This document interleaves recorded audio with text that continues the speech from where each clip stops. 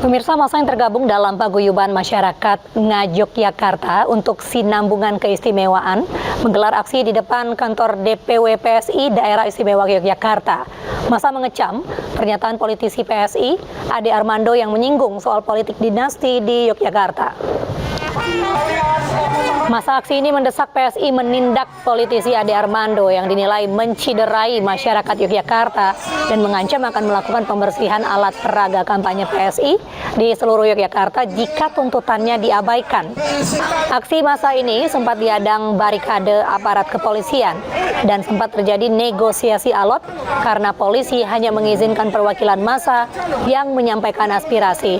Sementara pihak jajaran pengurus DPW PSI Yogyakarta meminta maaf atas kesalahpahaman yang timbul dari pernyataan Ade Armando dan akan menyampaikan aspirasi mereka ke pimpinan pusat PSI.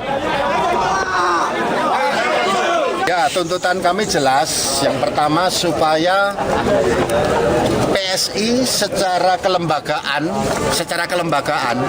melakukan tindakan yang konkret atas apa yang dilakukan kadernya, anggotanya, namanya Ade Armando. Ya, saya kira tidak bisa dikatakan bahwa itu adalah tindakan pribadi Ade Armando, tidak bisa, karena dia adalah caleg dan dia adalah pengurus DPP. Harus ada sikap politik yang jelas dari PSI kepada Ade Armando. Yang kedua, kami meminta aparat dari demo tadi juga kita sampaikan ke DPP ya. Secepatnya kita usahakan secepatnya 2 hari ini ya. 2 hari ini kita akan bikin untuk merespon rilis apa yang seperti disampaikan teman-teman dari tadi. Sebelumnya politisi PSI Ade Armando meminta maaf karena menyebut politik dinasti sesungguhnya ada di daerah istimewa Yogyakarta. Menanggapi hal itu, Gubernur DIY Sri Sultan Hamengkubuwono X angkat bicara.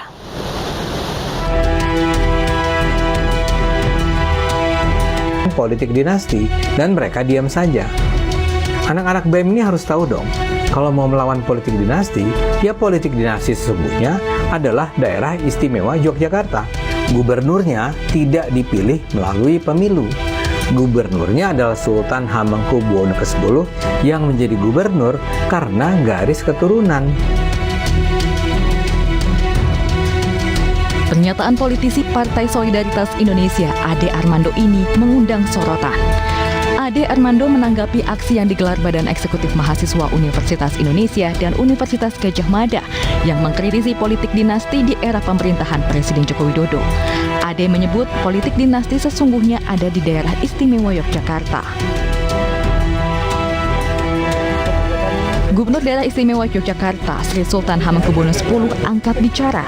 Menurutnya pemerintahan Daerah Istimewa Yogyakarta dijalankan berdasarkan undang-undang sekaligus asal-usul budayanya. Namun bukan berarti Yogyakarta menganut politik dinasti. Jika bunyi undang-undang keistimewaan itu juga mengamanatkan gubernur, sultan, dan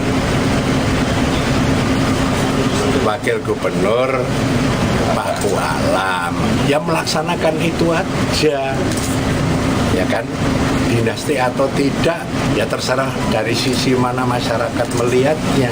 Yang penting bagi kita di DIY itu daerah istimewa, diakui keistimewaannya dari asal usulnya dan menghargai sejarah itu aja bunyi undang-undang istimewanya itu. Tapi kok kalimat dinasti atau tidak di situ juga nggak ada. Sadar bahwa pernyataannya menimbulkan reaksi keras dari sejumlah kalangan, Ade Armando pun meminta maaf. Melalui video ini, saya ingin mengajukan permohonan maaf sebesar-besarnya seandainya video saya yang terakhir tentang politik dinasti telah menimbulkan ketersinggungan dan kegaduhan terutama di daerah istimewa Yogyakarta. Buntut pernyataan Ade Armando, sejumlah elemen masyarakat berencana menggelar aksi tangkap Ade Armando dan menggeruduk kantor PSI Yogyakarta. Dari Yogyakarta, Heru Trijoko, iNews melaporkan. Pemirsa, wacana pemekaran Bogor Timur dari Kabupaten Bogor jadi bahasan dalam podcast Aksi Nyata Partai Perindo. Bogor Timur dinilai layak dan siap dimekarkan karena memiliki angka pendapatan yang tinggi serta letak geografisnya memenuhi syarat untuk menjadi daerah pemekaran baru.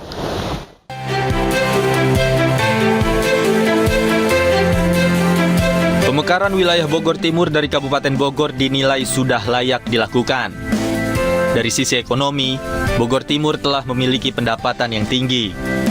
Sementara letak geografis juga memperkuat rencana pemekaran wilayah Bogor Timur karena akan lebih memudahkan sistem birokrasi. Dalam podcast Aksi Nyata Partai Perindo dengan tema percepatan pembangunan pasca pemekaran Kabupaten Bogor Timur, Bacalek DPRD Kabupaten Bogor Dapil 2 dari Partai Perindo, Oki Setiawan mendukung pemekaran Bogor Timur. Ya intinya diperjuangkan dari masalah masyarakat sih, yang terutama ada 3 faktor masyarakat itu kan. Yang jelas keterlambatan pembangunan infrastruktur itu satu. Yang kedua infrastruktur soal pendidikan. Nah, yang ketiga ketersediaan fasilitas kesehatan. Masih 3 faktor itu yang belum ada di Bogor Timur lah. Kabupaten Bogor Timur juga dinilai memiliki potensi, khususnya di sektor pariwisata yang bisa menjadi pendapatan daerah serta membuka lapangan perekonomian bagi masyarakat. Tim Liputan iNews melaporkan. Pemirsa, penyelenggaraan debat kandidat Pilpres 2024 oleh KPU diwarnai polemik terkait skema debat khusus Cawapres. Tanggapan datang dari pakar politik hingga Ganjar Pranowo dan juga Anies Baswedan. Informasi ini sekaligus menutup kebersamaan kita di iNews sore hari ini. Mewakili kerabat kerja yang bertugas, saya Mirva Suri mengucapkan terima kasih. Sampai jumpa.